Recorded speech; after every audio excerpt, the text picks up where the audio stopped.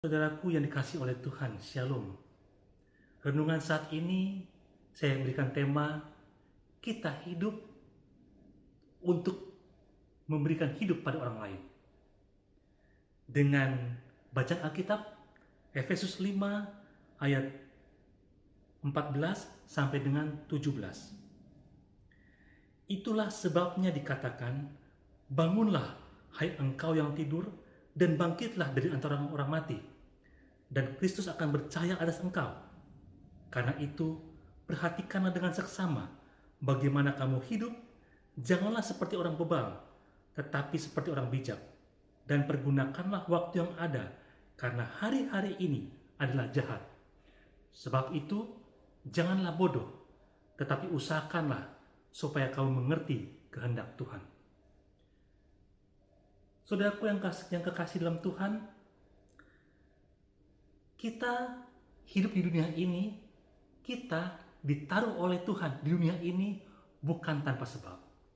Bukan karena numpang hidup, bukan karena seperti mungkin orang hidup, lahir, kemudian makan, minum, bekerja, setelah itu tinggal tunggu kematian.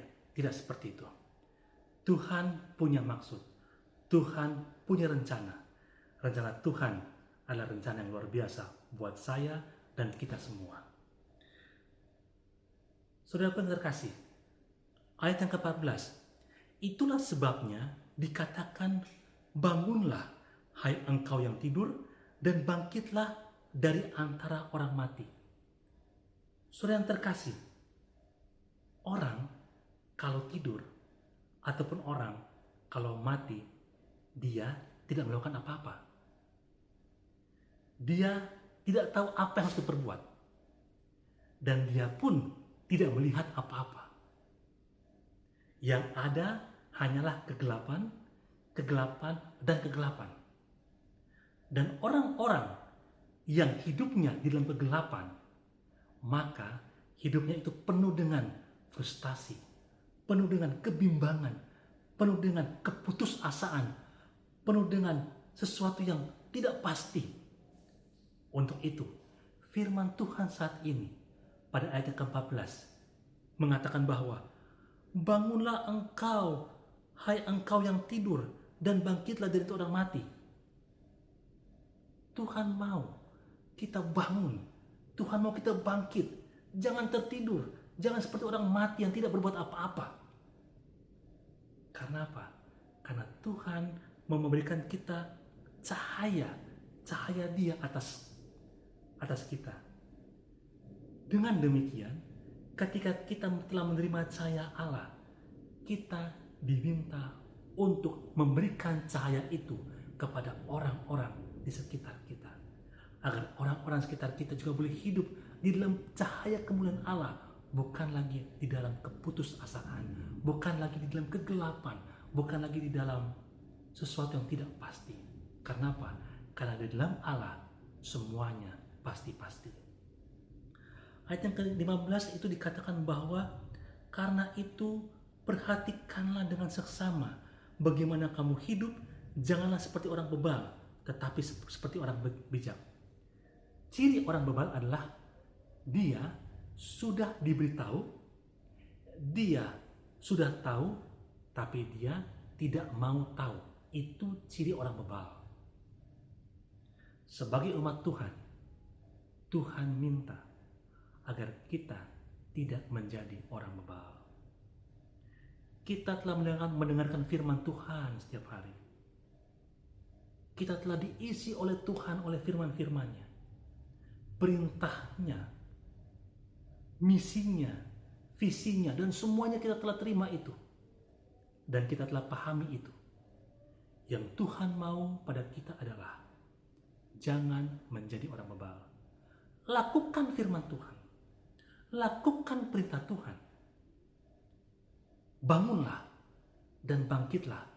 Jangan seperti orang tidur dan juga jangan seperti orang mati yang tidak berbuat apa-apa dan yang tidak bisa berbuat apa-apa. Tuhan memberikan pada kita rohnya, agar dengan rohnya itu kita dimampukan untuk menjadi pelaku-pelaku firman. Ayat yang ke-15. Karena itu, ayat yang ke-16, dan pergunakanlah waktu yang ada, karena hari-hari ini adalah jahat.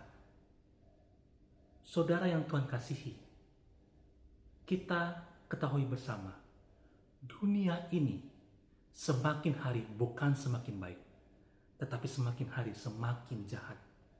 Di sana sini terjadi peperangan, yang kuat menindas yang lemah. Demi kepentingan diri, manusia rela untuk melakukan apapun, termasuk hal yang jahat sekalipun, hanya untuk kepuasan diri sendiri. Itu menyatakan bahwa dunia ini semakin lama bukan semakin baik, tetapi semakin jahat. Tuhan bilang, pergunakanlah waktumu di hari-hari ini.